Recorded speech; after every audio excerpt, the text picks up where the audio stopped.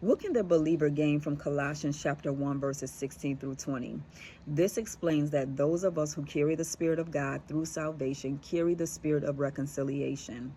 Through God's Spirit, not the flesh, like Jesus, we make peace between heaven and earth. This cannot be done in the flesh because the flesh is temporary, will only attract things that are temporary and cannot glorify God. But the spirit of reconciliation that we carry, God's Spirit, empowers us to attract temporal things and reconcile them with eternity, thus making peace between heaven and earth. We carry life and we must extend life. God said that through Jesus, everything was created. Everything was created through him and for him. What does this mean for the believer? This entails us laying down our lives, our flesh, so that the spirit of reconciliation that is in us takes precedence, attracts what God predestined to be reconciled back to him so that he can get the glory from himself. For everything comes from him and exists by his power and is intended for his glory.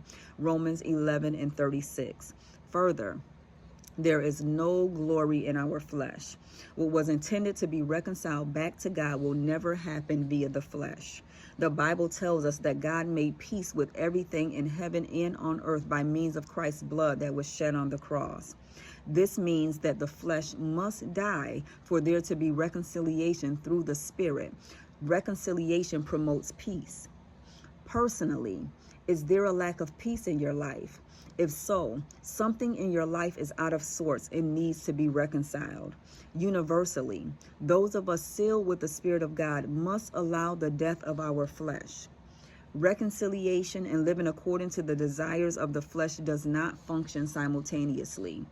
The chaos that we see in the world today is because we are not allowing the spirit of reconciliation to have its way. Instead, many give into the flesh and what it desires. Thus, there's chaos instead of peace, and gloom and doom instead of glory. We must allow the spirit of reconciliation to take precedence in and through our lives so that there will be peace here on earth as it is in heaven, so that there will be peace in our lives as it was predestined in heaven, and so that the glory can return to God.